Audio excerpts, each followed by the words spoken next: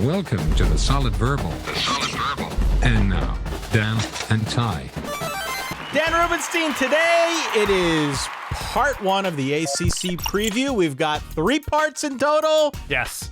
This one I think is going to be the most fun. So welcome back to the show. How are you? Oh, I'm great, Ty. So I don't know how long ago it was when we decided that the ACC, maybe it was just me because it was a very silly thing, was the All Costco Conference, quality and bulk. Right. I don't have a new acronym for the ACC or ACC acronym. I'm very dumb. But I got to thinking about conference preview season in general, Ty. And one of the struggles that I think everybody has, from head coaches, media members, coordinators, position coaches, whatever, whenever you read any of the preview content or watch the preview content or sit on a giant pillow and meditate about what you think is going to happen with Louisville's season or Texas Tech's season or Cal's season. Which is what you did earlier this morning, you told me. I did meditate. I always appreciate a good follow your breath, Ty. Feel the breath enter the nostrils. Really lock in on that. Roll out your shoulders and just take 10 minutes. I recommend it. Anyway, have you ever been to or heard of Salt and Straw? Salt and never. Salt and Straw ice cream. Not a sponsor, could be. Maybe after this, maybe not. We'll see. Okay, maybe this not. applies to the sport of college football, as we are trying to figure out when we learn that a school is starting a Texas State transfer opposite a Delaware State transfer, and then behind them is going to be a Cal transfer, and then, at playing free safety is going to be a North Dakota State transfer. And Salt and Straw is a very creative ice cream shop. They come up with flavors. Maybe you've been to one of these types of ice cream shops where the flavors are a little bit out there. Like, you remember when there were the jelly beans that were Harry Potter inspired and they tasted like boogers or something, and you're just like, oh, that's weird. Okay, whatever. Salt and Straw has flavors like, I'm making this up, Gorgonzola pistachio. And you're just like, ooh, okay. Or mango brambleberry jalapeno. And you're just like, man, maybe that works. Maybe it's delicious. And maybe they've they've cracked the code on flavor profiles. And they have the regular flavors, your salted caramel, but then you will come across like au jus, right? Like the beef dripping flavored ice cream. And you're just like, man, I don't know. I'll take a sample. I'll see if it works for me. So where are we going with this exactly? Explain this. I don't understand the reference. The sport now is such a hodgepodge of thrown together roster flavors on all of these teams that for you to have any strong opinion about a lot of these teams kind of seems insane. Where you're just like, yeah, Louisville really struggled on defense last year, but they brought in 38 transfers. So my opinion doesn't matter, right? So sometimes it's going to work. Sometimes it's not going to work. And I think what we're doing right now, this preview season, is we're just figuring out the samples, Ty. We're just figuring out the samples. Switch the samples. The flavors can come together. So I'm excited for preview season because it's Salt and Straw season, Ty. Maybe taco flavored ice cream is going to be a hit. Maybe it's not. And that's the joy of this, Ty. Hey, real quick, it'd be great if you could consider subscribing to the YouTube channel down below. It really helps us out. Well, with that preamble, welcome Thank you. back to the Solid Verbal. Yes. I'm Ty. He is Dan. This is, part one of the ACC preview. Hit follow, hit subscribe if you have yet to do so that you don't miss any of our upcoming preview episodes. Yeah.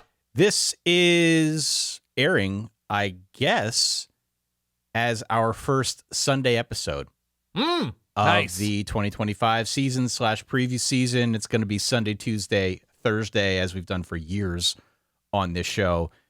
Moving forward now as we get through the college football season. Again, verballers.com is where you can go if you want to support Dan and I. You ditch the ads, you get these episodes a day early, get access to our Discord and some of the games that we've got coming up here in the next few months. But that's the best way you can support what we do. We've got a bunch of people who are re-upping. We appreciate their support. Again, it means the world to us, so thank you so much for helping us along here, helping us keep the lights on. Yes, absolutely. And helps me to just download new sound drops, Ty. Ooh, yeah. When am I going to use that? I don't know. Every 90 seconds or so all season long? I don't know. Who's to say? We'll get to that. Yeah. So look, we did this last year. It was a big hit. We had one overview style preview show per power conference. And then parts 2 and 3 were more of a deep dive of the teams within that conference. Today, it's the ACC. We can use the salt and straw ice cream metaphor if we feel that is most appropriate. But on today's episode, yeah, we're going to be looking at some of the bigger picture storylines. We're going to be going through our tiers for the conference. We're also going to be, I think, looking through and pulling out some of the interesting points of comparison relative to last year, relative to the rest of college football. Talk about the bigger picture, water cooler stuff that you need to know about the ACC. Agree. While you are going through your weird ice cream metaphor for this conference, I was looking at my note sheet on which I jotted down a couple things about the All Costco Conference. First, colon, quality and ball. Thank you. The first thing that comes to mind is that my motto for the ACC this year is that you don't need to be faster than the bear. You just need to be faster than your buddy. Correct. It is truly a difference of Mario Kart Grand Prix mode where everyone is shooting red shells at each other and you don't know if you're going to finish in first, even if you're in first at the end of the race. Yeah. I guess, to be fair, that would be the Big 12 this year. Versus hiding in a bush in Fortnite for like 20 minutes and waiting for the right spot, which is what I think the ACC is Look this at year. you with the modern reference. We've got a younger audience. What can I say? Yeah, that's what we have. That's what we definitely have. The ACC to me is the perfect happy medium between a conference like the Big Ten, which is very top heavy and you sort of know who the contenders are, and the Big 12, which is completely wide open because the ACC has a clear number one, in my opinion. It's got a very muddled group looking to be that number two, and then you got a whole bunch of wild cards. And I think it's ultimately those wild cards that are going to dictate whether or not the public views this as a tough conference or not, views it as a worthy conference when it comes to playoff conversations. But sort of a mix of both, which I think is only partially why it's interesting. We can get into a bunch of other reasons why. In that sense, it's sort of like a rich man's Mountain West. We talked about that on our last episode, right? You kind of got a clear number one, but then the battle for number two, it starts to get muddled, and there's a lot of points of intrigue throughout the conference. That's where I'm at with the ACC. As always, we're fascinated by all of these conferences. So I don't think this is going to be so much a conversation about us talking down the ACC, but I think we're going to be looking for the points of, as I said, intrigue, the things that make it interesting and ultimately will keep us entertained. Yeah, there's also the fun element of the ACC when you talk about tiers, that this is very much a conference that has a tradition of a team competing for something huge within the conference or on the national stage and then immediately falling off a cliff. This segment is brought to you by our friends at Cliff Bar. No. That, Miami can play in a Pinstripe Bowl, that Clemson can play in a Cheez-It Bowl, that Florida State can be on the precipice of a college football playoff berth and then go 2-10.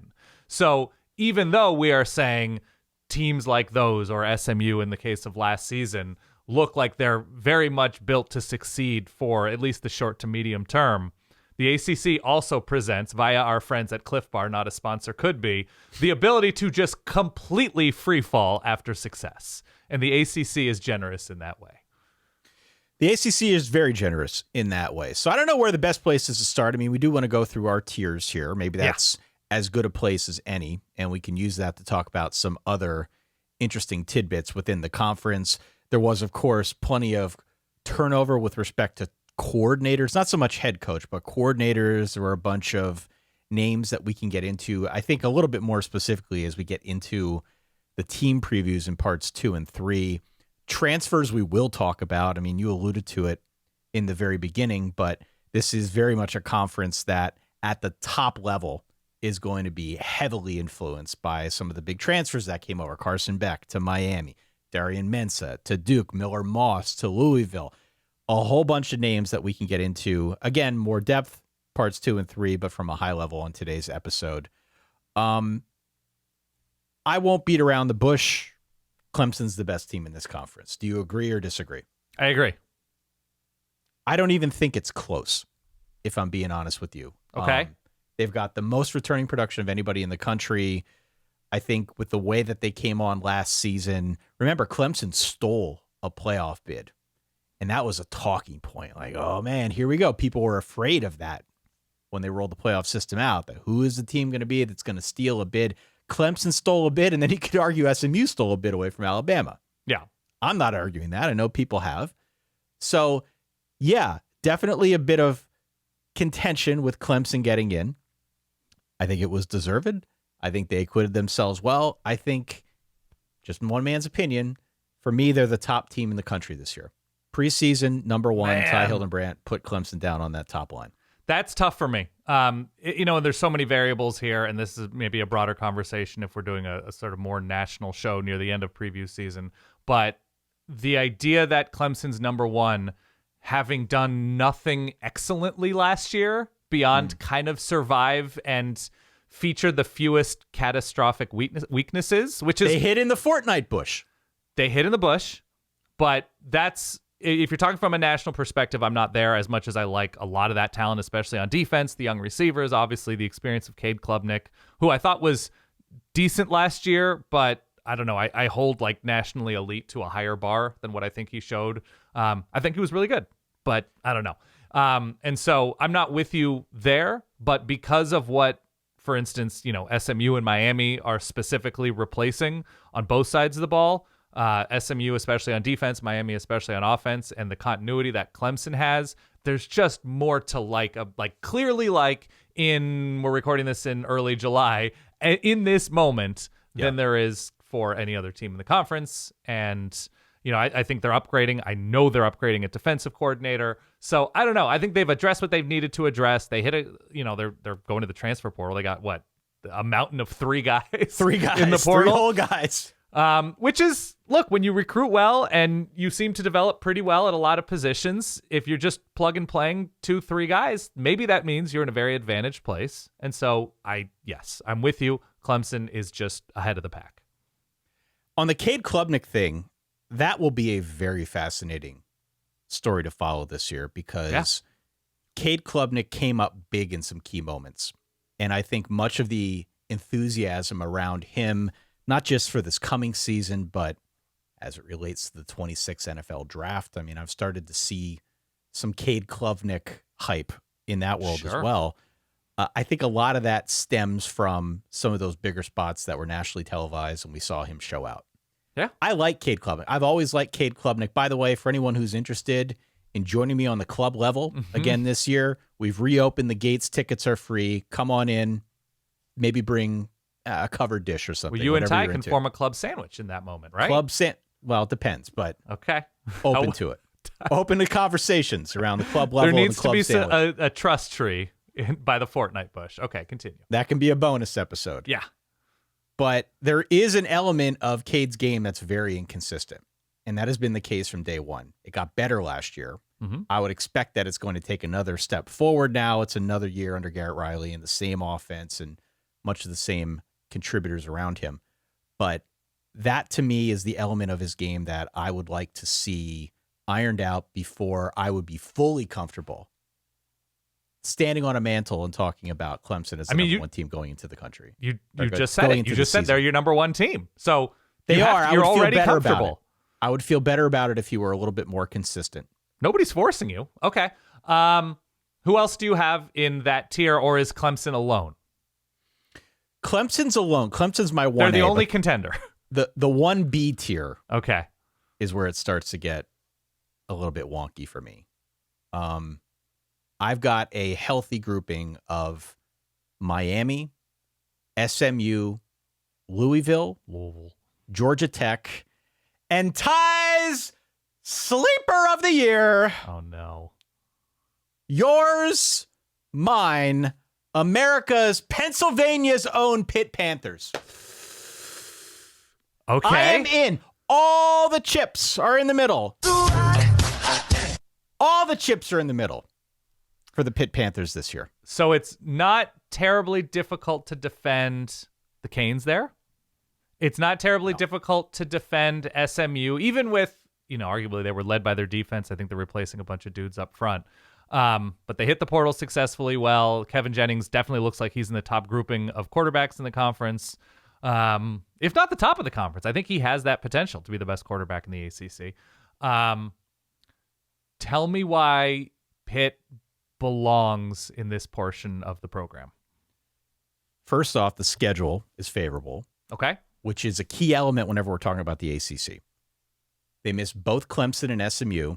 They also get Louisville and Miami at home. That Miami game, by the way, is the last game of the year. As it is.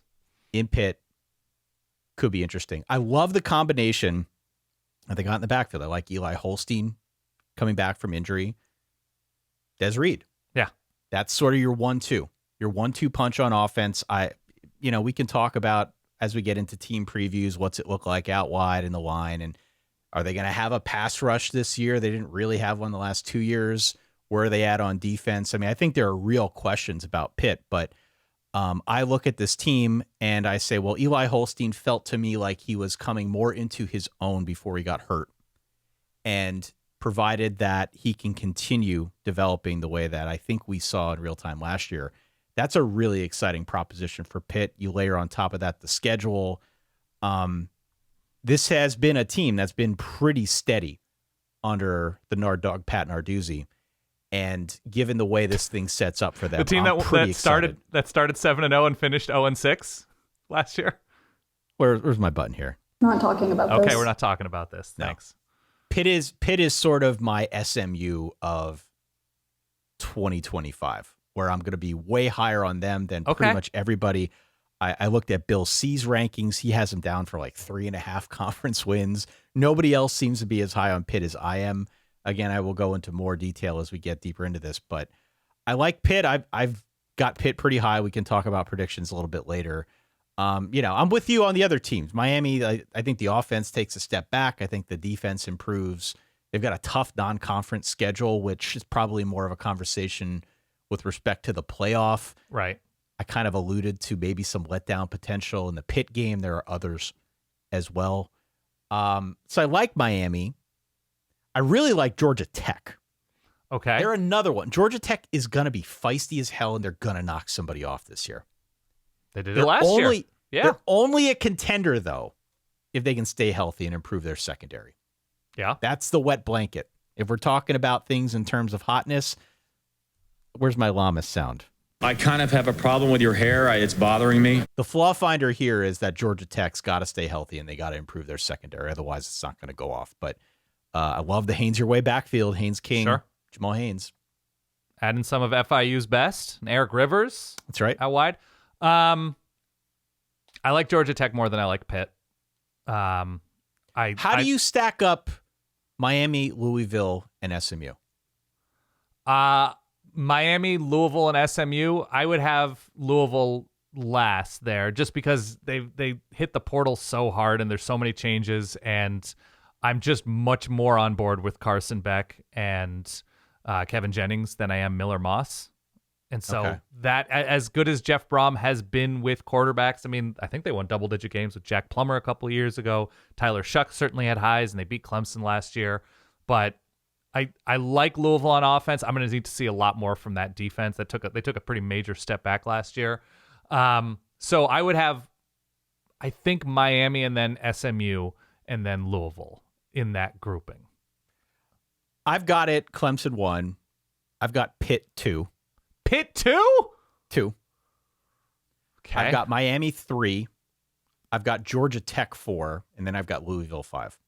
That is spicy. I don't know if you have the spicy drop, but that is spicy. I do have it somewhere. Is it?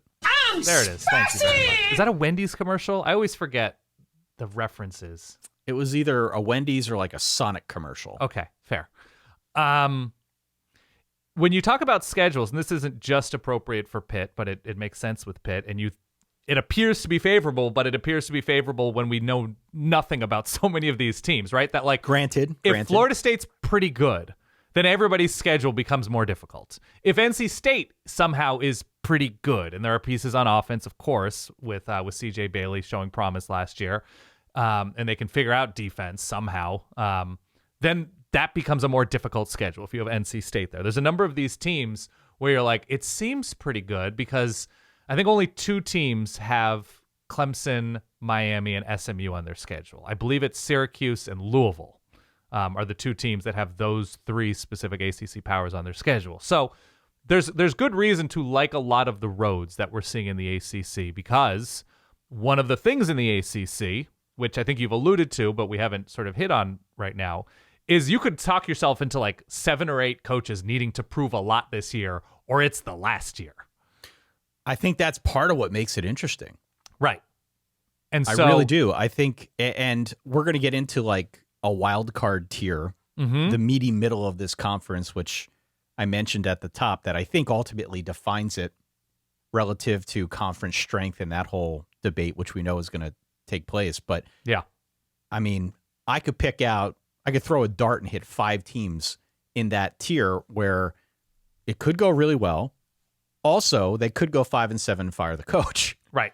You know, there's a lot of volatility, I think, as you get below the top 6 teams in this conference.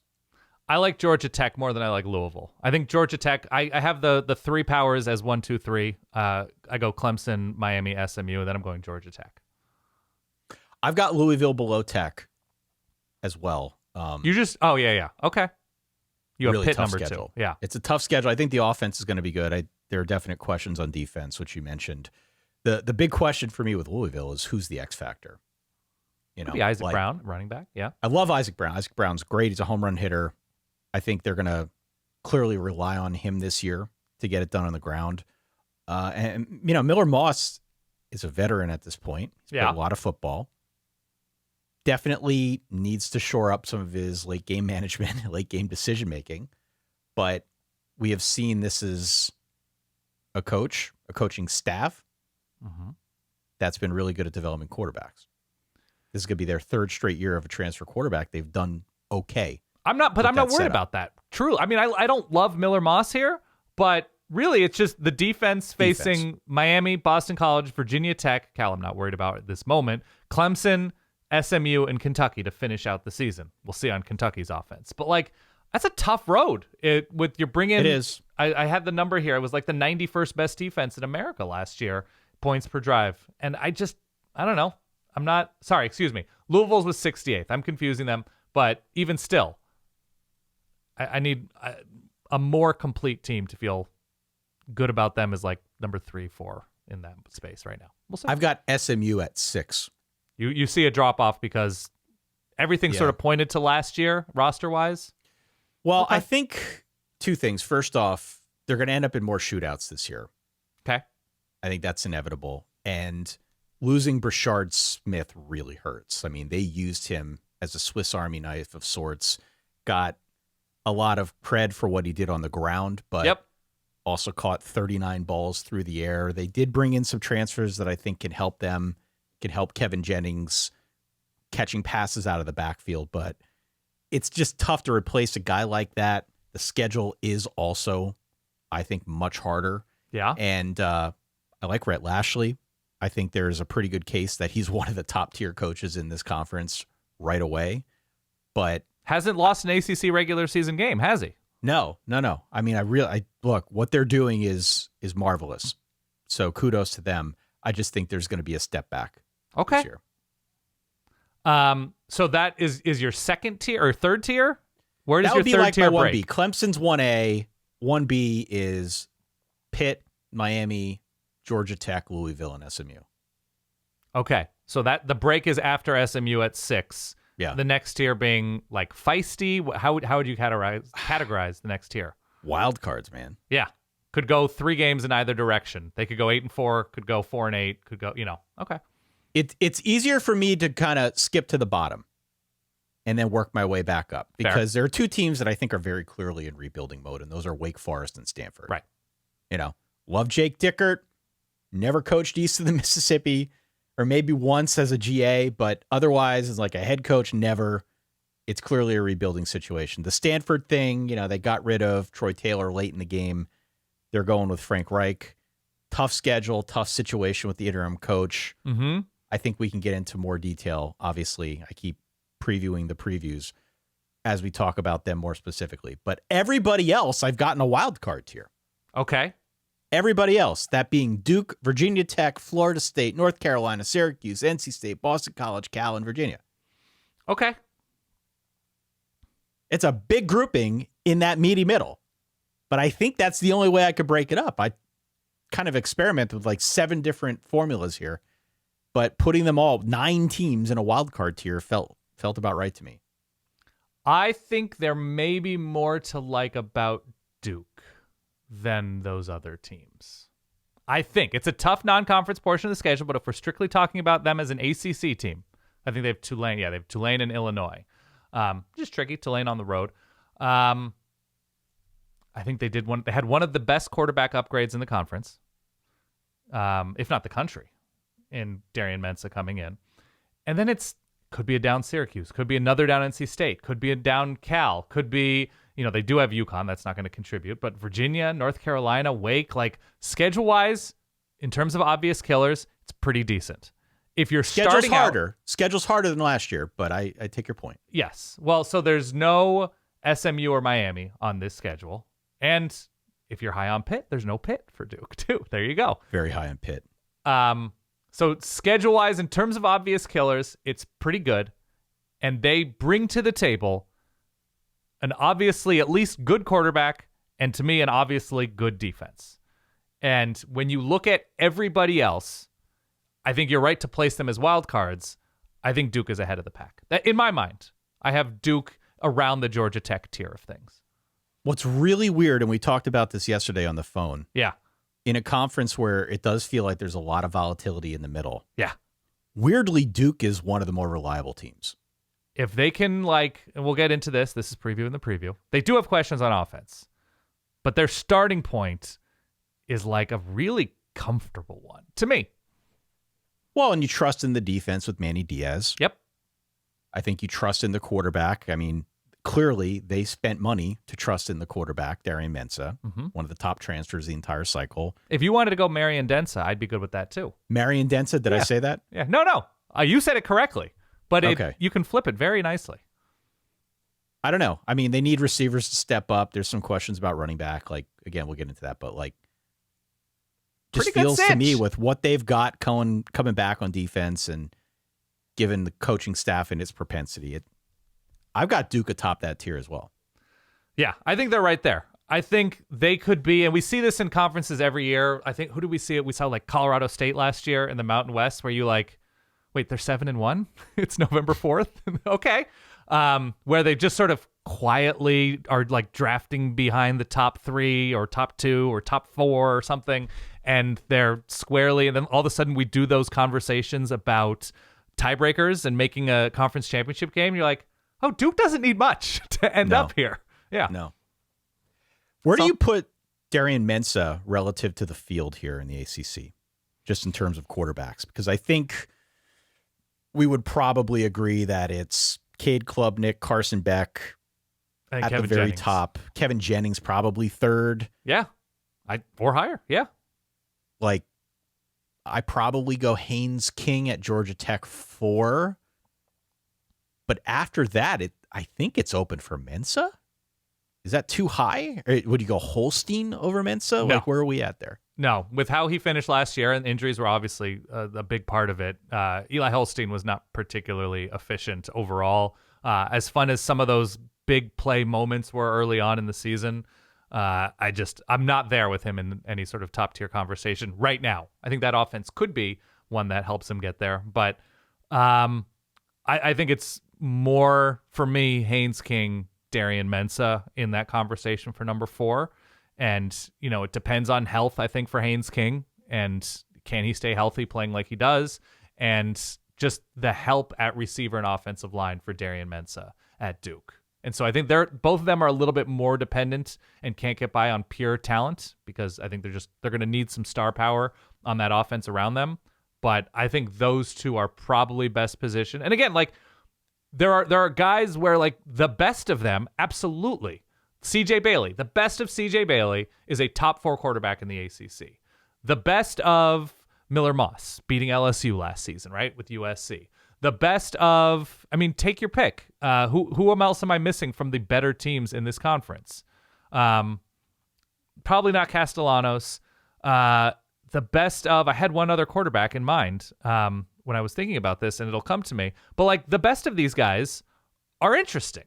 It's just the consistency factor to me. Yeah, I think broadly speaking in the ACC, one of the themes that you're going to pick up on as we get a little deeper into this. Yeah. Not a lot of bad quarterback play, frankly. No. Oh, by the way, it was Kyron Drones. The best of Kyron Drones is absolutely worthwhile as a top 4 quarterback in the ACC conversation. Yeah. I'm not going to sit here and say it's the deepest quarterback league because I don't believe it is, but right. I counted 13 of 17 of these quarterbacks we at least know something about and have some degree of confidence around what they can provide. 11 throws of Steve Angeli has Ty juiced. Well, I watched a lot of Steve Angeli, so Ooh, yeah. Okay, thank sorry. you. I feel pretty good about Steve Angeli. After Duke, yeah, how would you grade out the next grouping of teams? I think Pitt's there for me, for sure. You don't have him at 2 like me. But I don't have him at 2. I mean, nobody's finishing perfect. Notre Dame at Georgia Tech, Miami, not knowing what we get Florida State on the road, having the rivalry game on the road. It's just, I don't know. There's stretches on this schedule that have me a little bit perturbed as somebody who would love for Pitt to be fun, but we'll see. Yeah. So after Georgia Tech and Duke, it's just that wild card tier to me. I probably, if your starting point is CJ Bailey and intriguing offensive skill, I think NC State is kind of in that mix. The schedule's tough though. The schedule's backloaded. It's very backloaded, and my issue I just think it's loaded. I mean, Duke on the road and Virginia Tech back-to-back, Notre Dame on the road, Pitt on the road and Georgia Tech back-to-back, Miami on the road before Florida State, and then a rivalry game against North Carolina. I think there's a lot of action there. What holds me back on NC State is new coordinators on both fronts. Kurt Roper's back, by the way. I'm not into their coordinator hires as well. Well, he was their quarterback's coach, but yeah, he's back in a coordinator role. That was a continuity hire because they didn't want to disturb CJ Bailey, right? Is what that amounts to. But he hasn't called plays in like 8 years. I think they're going to be a little bit more up-tempo. The offense will look a little bit different, but they're trying to kind of keep things as much in state to prevent against CJ Bailey either going elsewhere or stunting his development. So I get that. But new defense as well, right? They're also making a change on that side of the ball because it needed it. Mm-hmm. It's going to be DJ Elliott stepping in. You might be surprised to hear that he wants to run an aggressive attacking defense, as they all do. My question is, with the schedule and with the coordinator shifting, it's a lot to fix with that schedule in just one off season. Yeah. And so you come to trust in Dave Doran to some extent, but I look at this and I say to myself, this is like a 7-5 team to me. Maybe 8-4 if everything breaks. NC State has a over-under win total of 6 the last I saw. So they're looked at by our friends in the desert as a bowl-ish team in terms of setting a number to get action on both sides. I've got NC State far down on this list. Wow. I've got Virginia Tech next up after Duke. Okay. I think I have Louisville in that mode. I have Virginia Tech there, but there's just so many transfers at these schools where you're just like, I think all of them have a Texas State linebacker or defensive end or something. So it's just like, who got the best Texas State front 7 player? Cool. Yeah, I like Tech this year. Tech's flying under the radar. Okay. They need to stay healthy. They got to be more consistent. And the schedule, more to the point, the schedule is definitely backloaded. No Rutgers, baby. No Rutgers.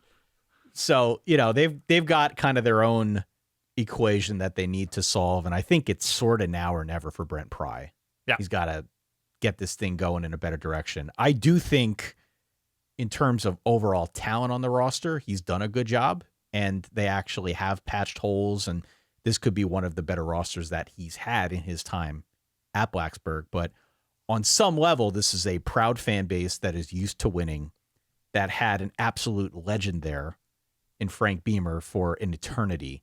They are not going to stand pat and just wait for this thing to slowly, gradually materialize. It's been a minute since Virginia Tech was in that conversation, and I think they got to get there or get closer to there this season. Otherwise, there are going to be real questions about Pry.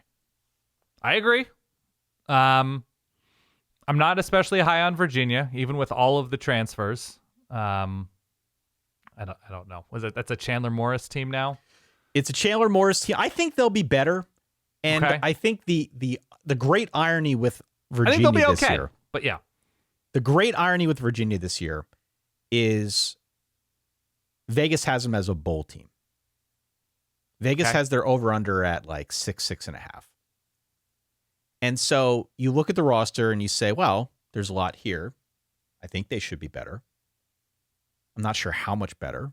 You look at the over-under. Well, Vegas obviously thinks they're going to be drastically better. Yeah. Do we really trust in Tony Elliott to suddenly pull all of this together in year 4? I don't.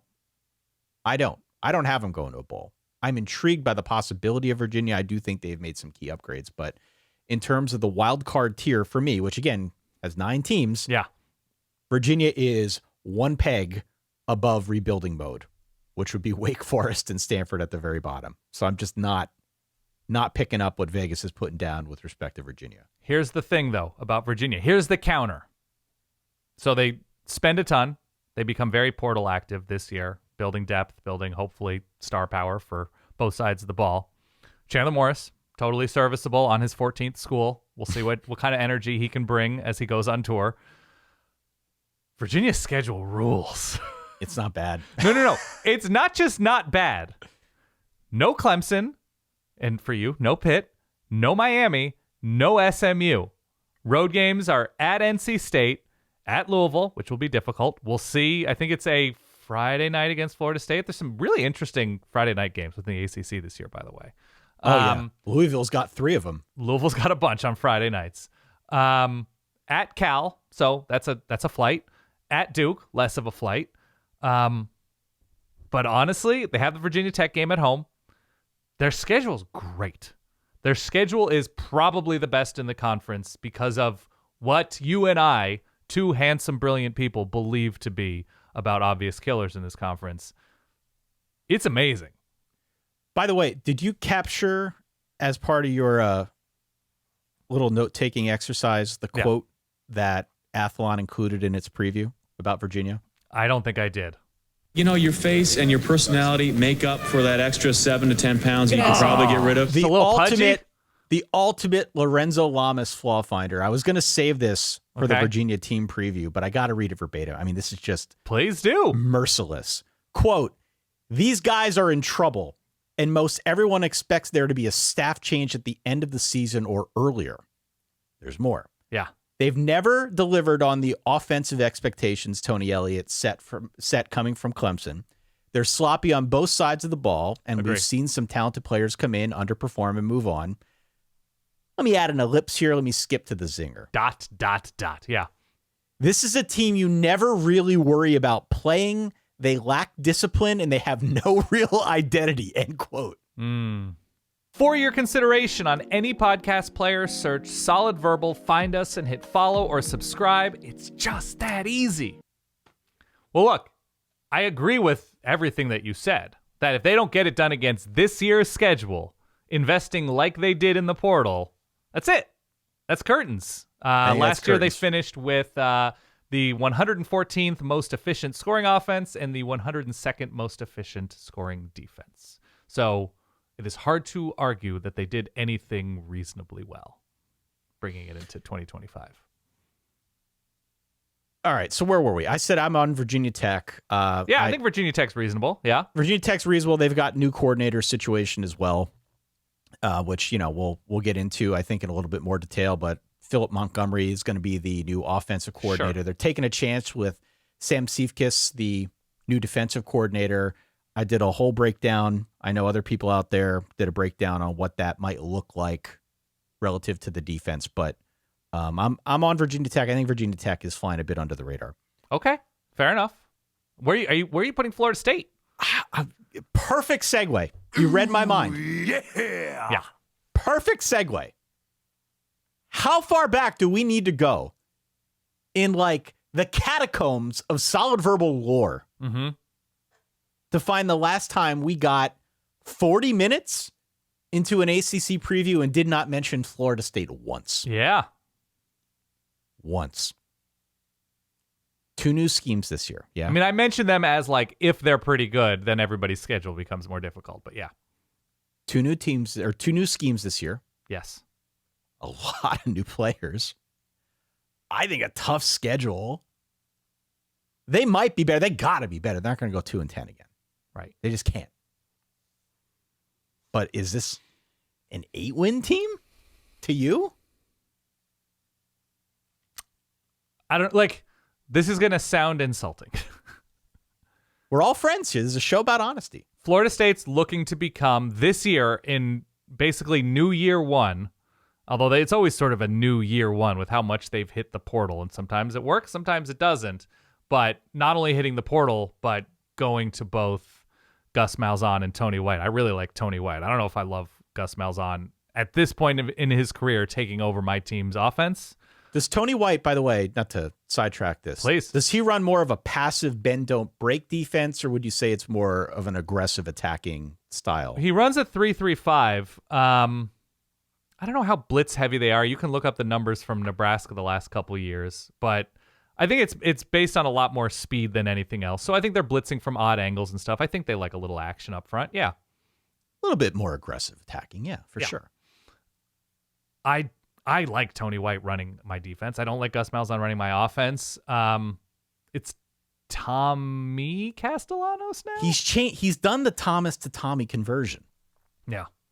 Which I don't know who Did that bump them up a couple spots or bump them down a couple spots in your contending tiers? Well, I've decided I'm just going to fully zag. Okay.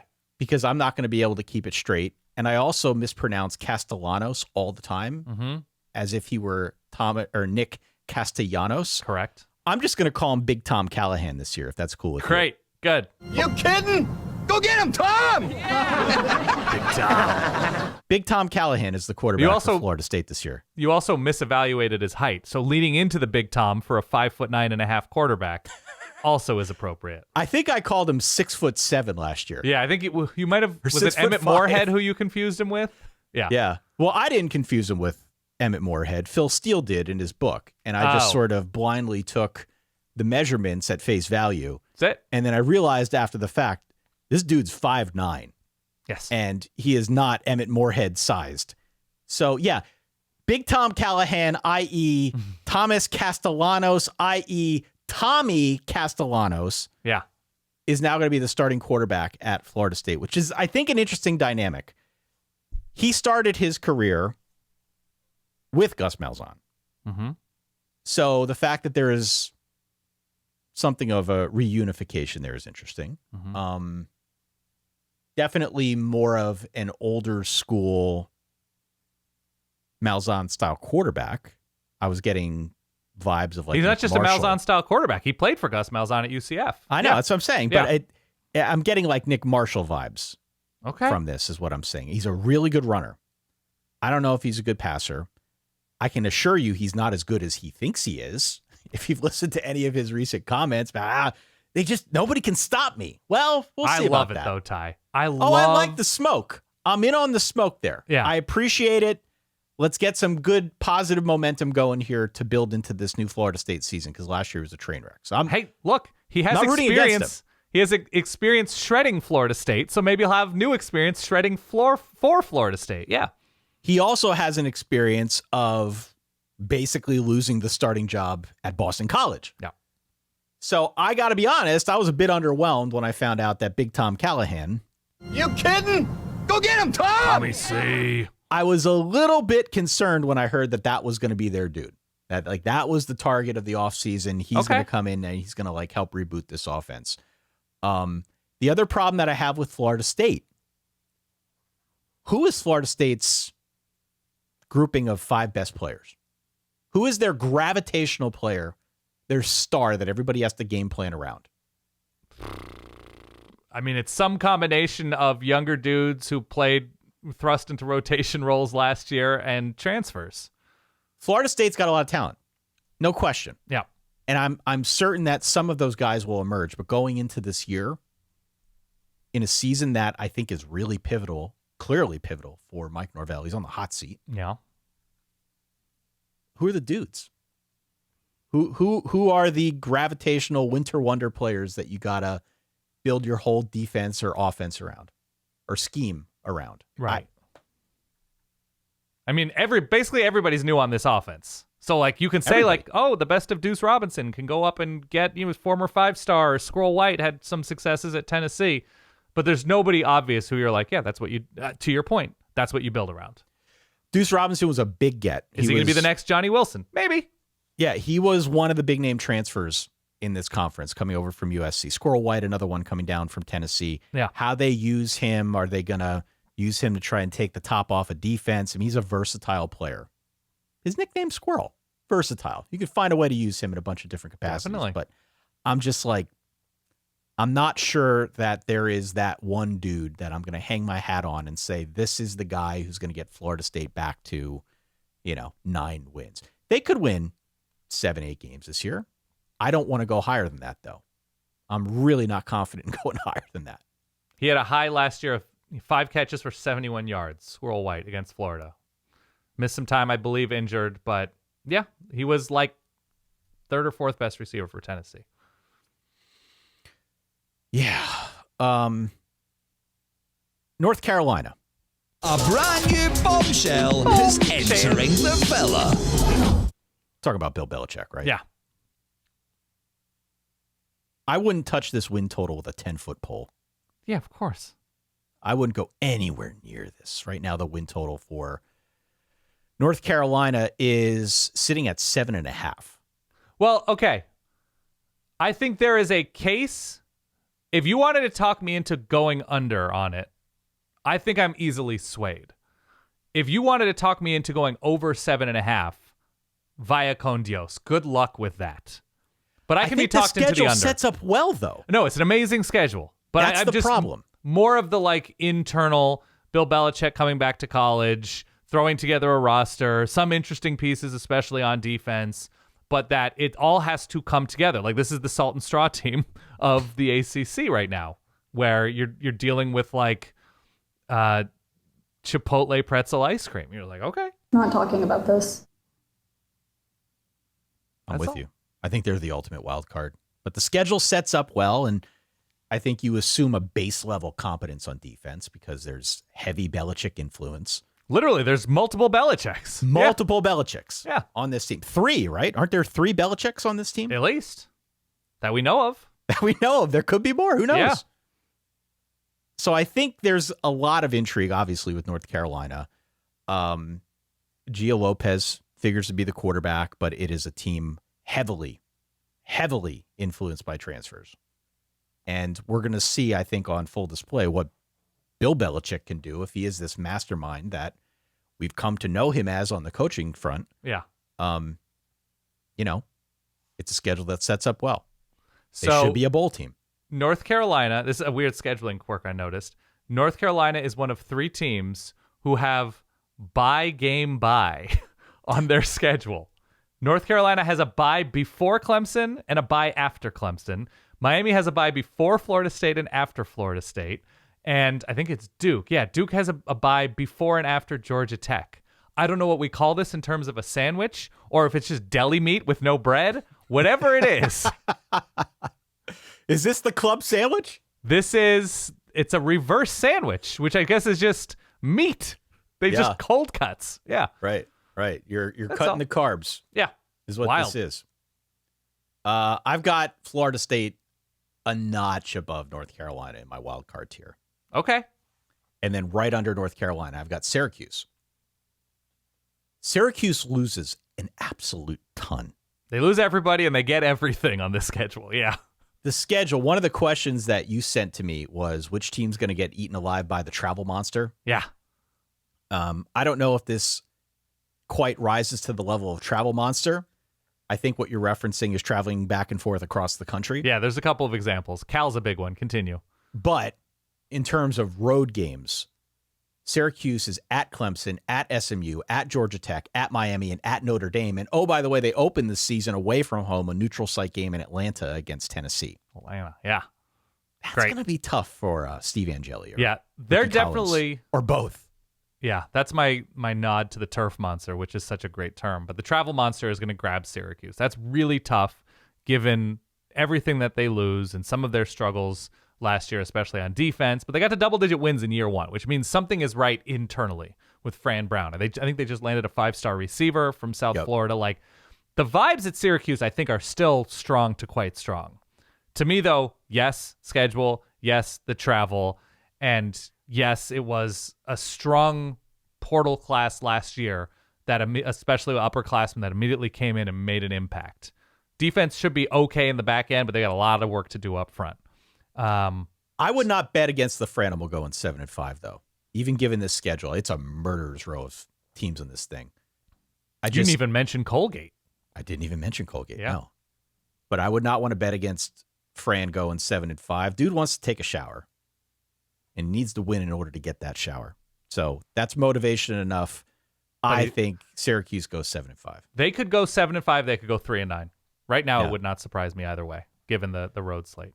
I've got NC State next after Syracuse. I know we sort of debate where they stand here, but we have talked about NC State. We can skip over them and get to our next teams, which I think are Boston College and Cal. Yeah. Continue. I'm interested in BC this year. Yeah. And I think this is a situation where they'll be better than their record indicates, just because it's another situation where the schedule is murder. They've also got a transfer quarterback from Alabama, Dylan Lonergan. Competing with Graydon James, which I think we could get a James Bond connection at BC, right? Is it Lewis Bond? You'll have to excuse me, the slot receiver. I like where the starting point of BC of like pretty good defense. They do have to replace some key cogs, and if it's Graydon James, if it's Dylan Lonergan, like I kind of trust Bill O'Brien with quarterbacks to at least get like competent play. The schedule is tough. It seems tough in this moment, especially. I don't know. There's just not a lot of weeks off, especially for people that love Pitt. BC has, in somewhat rapid succession, Pitt, Clemson. Yeah, they have UConn. We'll see. But it's at Louisville, Notre Dame, SMU, Georgia Tech. Like, it's just the back half of the schedule. It's just week after week. If Boston College is merely pretty good or merely okay, I don't know, man. That's tough. Yeah, I'm intrigued by Boston College. I don't want to be too down on them. Yeah. But it definitely feels like more of an uphill climb this year than last. So I've got BC above Cal, I'll tell you that. Yeah. And the Cal situation's another one that is fascinating, I think, to follow from afar. Really from afar, as I'm here in Allentown, Pennsylvania. Mm-hmm. Just a ton of pressure on Justin Wilcox to get something done here. Has a new boss. A new boss. Yeah. There's a lot new, so it could go either way. And there is part of me that wonders, even though Cal didn't have any sort of 10-win season a year ago, team was in a bunch of close games. Mm-hmm. This team made its mark online, weirdly, on social media. Sure. And good early season vibes. And had Miami on the ropes. Probably should have won that game. Second half, it fell apart. But they were up like 3+ touchdowns. Yeah. Probably should have found a way to win that game. Should have closed a little stronger.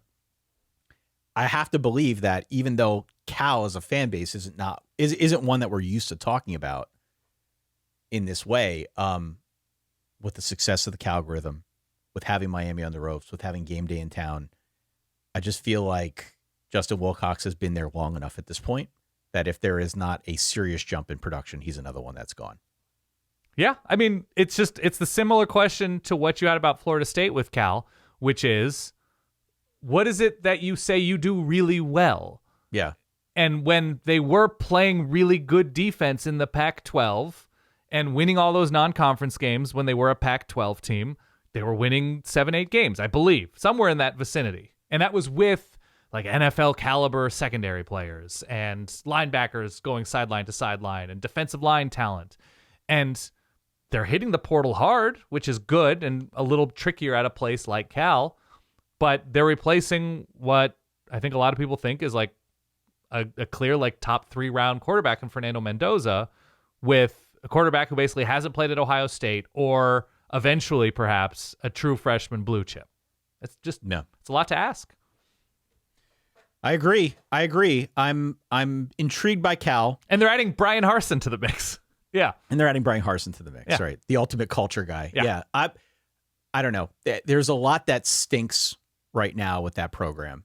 And that being said, it's also a program that as we get into our team preview episode, one of the next 2 episodes, again, not to preview too much of the previews, I think there is plenty of reason to feel intrigued by Cal and also sense a bit of upside with where this team could go this year. I am not banking on that. That's why I've got them low. Yeah. But I do think there are points of real intrigue with the Bears this season. By the way, Cal back-to-back travel weeks in late September at San Diego State, at Boston College. Yeah. That's a travel monster. I don't know if San Diego State's going to be any good, but just the idea of traveling downstate in California and then to the Northeast in a few days. It's a lot. At the bottom, we agree, Wake and Stanford, yes? I think so, yeah. As Stanford hit the portal.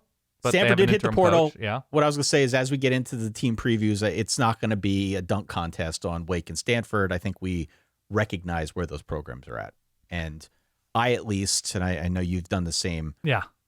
We'll try to find the points of optimism here. I like the idea that at least I can be talked into basically any of these teams any given week finding the small opening in the Death Star against teams at the top. Like Stanford, who they beat? They beat Louisville last year. Yeah. In Palo Alto in front of 47.5 very intrigued people. One of the all-time mind-numbing upsets of the 2024 season. Yes. That I'm totally in on, I mean, maybe not Wake, but Stanford, Cal, Syracuse, any of these teams that may have a down year having an up week. That, I mean, Cal should have beaten Miami last year. They absolutely should have. They should have. Given the rhythm of that game and how it looked like it was going to come down to it. So I'm still in on the all Costco conference, quality and bulk, not a sponsor could be. I'm still in on all quality. It's tougher now with 17 teams. Is that the number we're dealing with? 17 teams, yeah. That not a lot of these teams recruit on like a top 25 level. And here's the sidebar I have. Maybe I can play Dvorak. I don't know what we can do. Do I still have it? I do have it. Like, there's nothing that really binds together this conference when it's this big, and so many teams are sort of approaching college football within different contexts. Like, Miami is not approaching football in the same way that Stanford is, or in the same way that Wake Forest is, or Duke is, although Duke is investing more and more.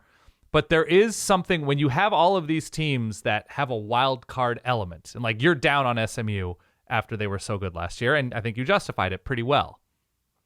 The thing that binds this conference together, beyond like 7 coaches fighting for their lives right now, is I can't trust any of these people in this conference. I made a list, Ty. I don't do this often, but I started thinking about the coaches in this conference. I'm not going to name names here, Ty, but this is the list of bullet points I put together for how little I can count on the coaches in this conference. Are you ready? Yes. Okay, here we go. Folksy and might have a Dave Doran issue. Dating life is a big topic. We're still confused why he's still here. Has never coached anywhere remotely near the East Coast, is now on the East Coast. Has an unorthodox shower schedule, doesn't speak fluent fourth quarter, was replaced by a coach who doesn't speak fluent fourth quarter, was an all-time bad NFL GM, started 7-0. I'm just going to keep going here because so many teams. Finished 0-6, was right there with Toledo. Program best known for social media memes. His team's defense allowed Florida State to score double-digit points on offense. Started like last week, but also didn't hold and place the most famous missed field goal correctly. Can't figure out Rutgers, wears his hat way, way, way too low, has a kink for West Coast quarterbacks that are pretty dicey late in games, not even close to being 2024's best head coach named Norvell. I guess that one's kind of easy to figure out. Has the same offensive coordinator instincts as Will Muschamp. Those are the coaches we have in the ACC this year. Maybe it's ACC subtitle, Don't Trust Anybody. Trust no one. Provasic. Thank you. Unbelievable. It's a good list. What's your prediction? My prediction for the 2025 ACC season is I have Clemson over Miami. In a really world going of out on a limb, change, Dan. Good job. In a world of change, there's no Miami ACC championships happening this year. I've got Clemson over Pitt. I'm doing Clemson over Pitt. Yeah, I've got Pitt in the ACC title game. I like that you are planting this flag. Yeah, no, Pennsylvania's true team. I'm all in. Wow. I am all in, and literally every preview I saw has Pitt in that firmly in that wild card tier that I laid out. I don't care. Is that also an Acrisure stadium? It is an Acrisure, another Acrisure. Double Acrisure situation, yeah. Sponsored stadium. Yeah, they've got one in the ACC and now in the Big 12 with the Acrisure Bounce House down at UCF. Okay. Some other quick tidbits, okay? They're cheering quick in questions. Point Breeze, Ty, Squirrel Hill, Brookline, Highland Park. Continue. Couple other quick questions. Yeah. On the ACC before we let the fine people go. Okay. Who is this year's Syracuse? So double-digit wins early in his tenure head coach, if not first year. It's probably not a first-year coach, but or a team that just sort of bubbles up. A team that bubbles up has a noticeable jump. Duke. Okay. I've got UNC. Okay. Who's this year's Florida State? A team that, now, Florida State might be a drastic example, but a team that everybody is relatively high on that falls short of expectation. Well, there's only a couple of options here. I think Clemson is probably, just by definition, the only team who can truly be this year's Florida State, but I don't think it's going to be Clemson. I guess with the way you've described things, SMU never lost an ACC game. Yeah, SMU is mine. Yeah. I think they fall because of lost production. Yep. Who takes the most interesting next step? For me, it's Pitt. Obviously, it's Pitt. I've got them number 2 in the conference. I think you're pretty high on Duke. Is there another team that takes an interesting or more interesting next step? I think just because of the entertainment factor, Virginia Tech. Because of what we could get from Kyron Drones. We've seen some really good defensive lines early on in Brent Pry's time in Blacksburg. So that would be the most entertaining and / interesting team. Who is very clearly not made for these times? I say Pat Narduzzi. Can be a team, can be a coach. Okay, you're saying Nard Dog. I don't have to say it. He says it all the time. Like we saw it last year with Dave Clawson. He was just like, okay, this has been enough. I think Narduzzi can absolutely field a 9-10 win team again. I just think there is something about Pitt right now. They don't hit the portal especially hard. Consistency has been an issue to me. I like them fine, but I'm not in on him being ahead of the curve in 2025. Though I like Pitt this year. Yeah. To your point, Pitt is recruiting at a Cal Golden Bears level right now. Yeah. They were 55th nationally. Cal was 56th. Do you know, by the way, who was the lowest ranked program with respect to other ACC competition, just in recruiting rankings, which can be a little bit deceptive in the era of the portal, granted. Right. But who was the worst team in the on 3 recruiting rankings this last cycle? Wake would be my guess. Louisville. Because was it from an average rating, or they just took such a small class there because they were hitting the portal so hard? I think that's it's why. Probably, but even still, Louisville's been a program that has poured money into recruiting, both from the high school ranks and 67th. Wake was 63rd. Wow. I think it's you can check to see if it was an especially small class because they do take in quantity as well as quality. Absolutely. No. And again, like Louisville's. But that's a weird number for Louisville. It's a weird number. Louisville is in the 1B contender tier for me, and I think for you too, however you want to separate yours out. So they're a good team, and they've got a ton of talent, but just in terms of high school recruiting there. They're also one of those teams, Louisville, just in terms of trust. Like I want my contenders beating Virginia by more than 3 or 4. And they always seem to have those 2 or 3 weeks that they'll either lose to Stanford or when they're winning, it's not always emphatic in the way that I'd like from my contenders and my latex salesman, excuse me. And let's close it out with this one. Yeah. Who does the most to flirt and blow kisses to the SEC and Big Ten like Ham Porter? I remember you. Oh, sexy. It's always on the table, Ty. 2025. Got to set things up. Who's flirting? Florida State, North Carolina, Clemson, Virginia.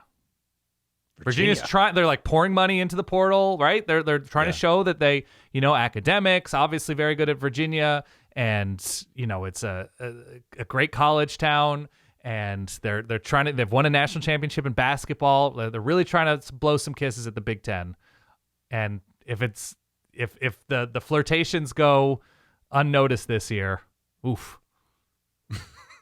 I don't know. It's probably going to take another coach to really flirt. Yes, I think so. But look, in this new world, even though there is this new agreement where there will be an unequal share of money going out to the schools that garner the most attention in the ACC, and that's kind of a stopgap to keep things together and prevent further lawsuits and whatnot, just go out and read the reporting. It's not lost on anybody that the early 2030s are getting bigger in the window, and that will sort of be the next round of potential realignment. So it's never too early.